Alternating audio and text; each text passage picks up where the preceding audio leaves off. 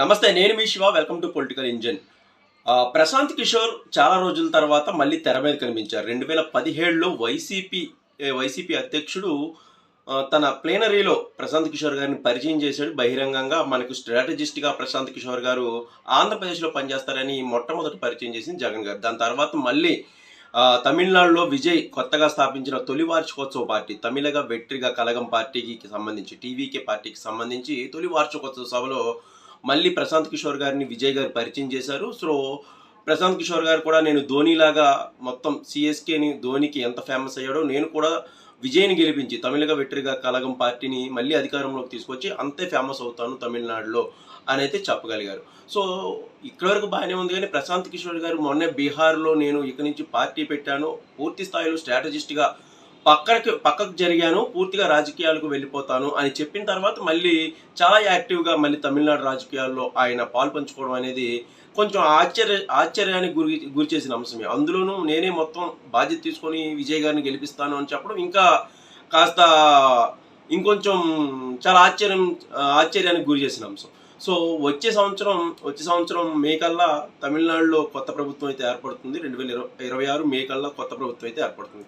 So తమిళనాడులో ఖచ్చితంగా cinema హీరోలకు సంబంధించిన అభిమాన ప్రవాహం కానీ సినిమా హీరోల ప్రభావం కానీ చాలా ఎక్కువగా ఉంటుంది. దాన్ని ఎవరు కాదనలేరు.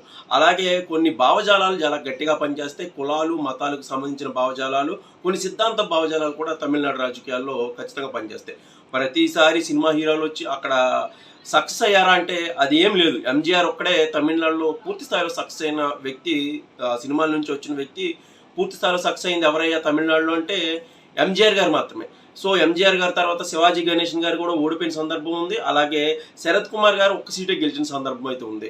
సో విజయకాంత్ గారు, డిఎండికే పార్టీ విజయకాంత్ గారు పెట్టిన సందర్భంలో కానీ 2026లో ఆయన పూర్తి స్థాయిలో ఒక్క సీట్నే గెలవగలిగారు. దాని తర్వాత మళ్ళీ అన్నాడీఎంకేతో పొత్తు తర్వాత వచ్చిన ఎన్నికల్లో ఆయన సుమారుగా 48 సీట్లలో పోటీ చేశారు, 23 సీట్లను గెలవగలిగారు.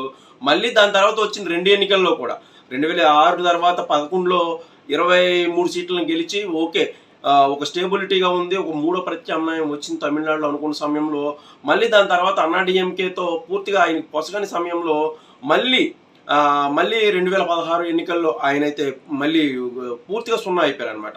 సో పూర్తిగా సినిమా హీరోల ప్రభావం తమిళనాడులో ఎక్కువగా ఉంటుంది, కానీ వాళ్ళే అంతగా సక్సెస్ఫుల్ అవ్వలేకపోయారు. కమల్ హాసన్ గారు చెప్పడం మర్చిపోయారు. కమల్ హాసన్ గారు అయితే పూర్తిగా ఆయనైతే మక్కల నిధి కయ్యం అనే పార్టీ పెట్టారు. దాని తర్వాత పూర్తిగా ఆయన పోటీ చేసిన ఏమాత్రం ప్రభావం చూపిన పరిస్థితులు అయితే ఉన్నారని చెప్పొచ్చు. సో కమల్ హాసన్ గారి తర్వాత ఎవరు రాలేకపోయారు. కానీ ఇక రజనీకాంత్ గారు కూడా నేను పార్టీ పెడతాను, పోటీ చేస్తానని పూర్తి స్థాయిలో లాస్ట్ హైప్ వరకు తెచ్చారు, కానీ ఆయన ఎందుకో లాస్ట్లో విరమించుకున్నారు. సో ఇప్పుడు విజయ్ గారి పార్టీ ముందుకు వెళ్తుందా, అసలు ముందుకు వెళ్ళదని ఆలోచిస్తే విజయ్ గారికి పూర్తి స్థాయి స్ట్రాటజిస్ట్గా ప్రశాంత్ కిషోర్ గారు ఉంటే అన్నాడీఎంకేకు ఇదే ప్రశాంత్ కిషోర్ గారి టీంలో తన శిష్యురాలుగా చాలా కాలం పాటు పనిచేసిన అపూర్వ గారు పనిచేస్తున్నారు.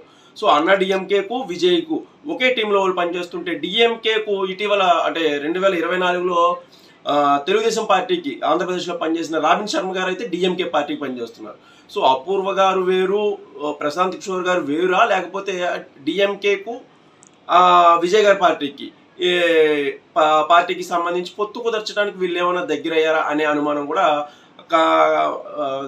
కలుగుతుంది. ఎందుకంటే ఇద్దరు గురు శిష్యురాలు ఇద్దరు వేరు స్ట్రాటజిస్టులుగా ఉంటున్నారా, లేకపోతే వీళ్ళిద్దరికి పొత్తు కుదర్చడానికి మాత్రమే వీళ్ళు ఆ భావజాలాన్ని ఆ పార్టీ యొక్క అభిప్రాయాన్ని ఈ పార్టీ యొక్క అభిప్రాయాన్ని తీసుకొస్తున్నారు అనేది అయితే ఖచ్చితంగా ఉంది. అన్నాడీఎంకే జయలలిత గారు మరణం తర్వాత అన్నాడీఎంకేకు కేడర్ అయితే ఉంది, కానీ ముఖ్యంగా పల్లెల్లో కూడా ఖచ్చితంగా మంచి స్ట్రెంత్ అయితే ఉంది, కానీ వాళ్ళకు సంబంధించి ఒక జనాన్ని క్రౌడ్ పుల్లర్ లాంటి నాయకుడు అయితే లేరు. సో విజయ్ గారి పార్టీ విజయ్ గారి పార్టీ తమిళ వెట్రిగా కలగం పార్టీను ఏడీఎంకే రెండు పొత్తు పెట్టుకుంటే స్టార్ క్యాంపైనర్గా విజయ్ గారు అవుతారు. సో ఇది ఫలిస్తుందా ఫలించదా, అసలు ఎటు వెళ్తుంది అనేది అయితే మనం కొంచెం కాలం సేపు వెయిట్ చేయాలి. కానీ ఎందుకంటే వచ్చే తమిళనాడు ఎన్నికలు ఎలా వెళ్తాయి ఏంటి తెలియదు, ముఖ్యంగా ఆ స్ట్రాటజీస్ ఎలా మారుతాయో తెలియదు.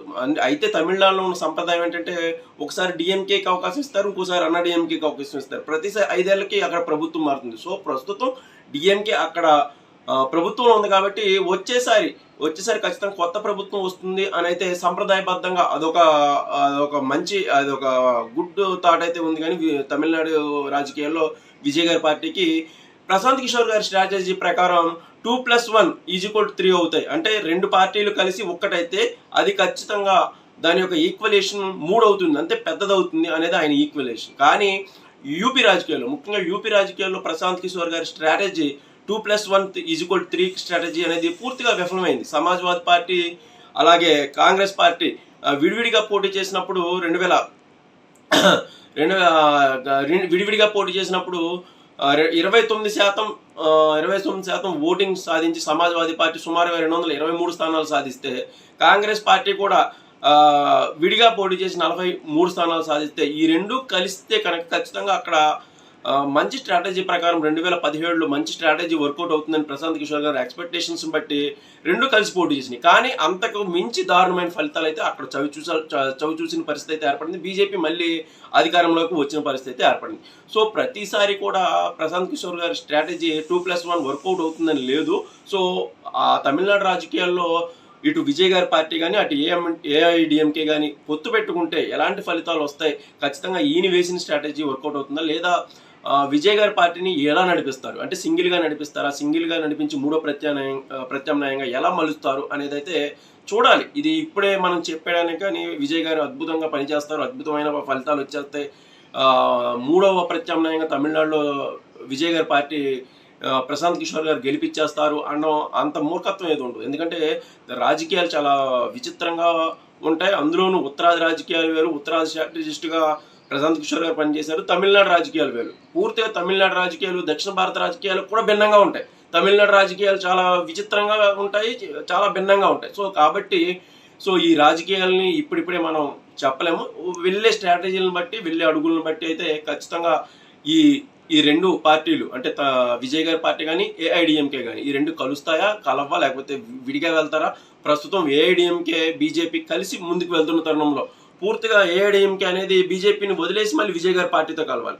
సో దీనికి సంబంధించి ఏఐడిఎంకేని ప్రస్తుతం పళనిస్వామి గారు పూర్తి స్థాయిలో నడిపిస్తున్నారు. అలాగే మాజీ ముఖ్యమంత్రి ఈయన కూడా ఉన్నారు. సో ఇంకో ఆయన కూడా ఉన్నారు, ఆయన పేరేంటో ఉంది సంథింగ్. వీళ్ళిద్దరు ప్రత్యామ్నాయంలో ముందుకు వెళ్తారా, ఎలాంటి స్ట్రాటజీ తీసుకుంటారు? ఒకవేళ విజయ్ పార్టీతో వెళ్తే కానీ బీజేపీని పూర్తిగా దూరం పెట్టాల్సిన పరిస్థితి ఉంటుంది. సో దాన్ని ఎలా వీళ్ళు ముందుకు తీసుకెళ్తారు అనేది చూడాలి. సో తమిళనాడు రాజకీయాలు నాకు తెలిసి ప్రతి నెల కొత్త అంశాలు, కొత్త స్ట్రాటజీలు అయితే వచ్చే అవకాశం అయితే ఉంది. ఖచ్చితంగా ఈ విషయంలో మీ అభిప్రాయాలు ఏమైనా ఉంటే ఖచ్చితంగా కామెంట్ చేయండి. వీడియో కనుక నచ్చితే ఒక్క లైక్ ఇవ్వండి. Thank you.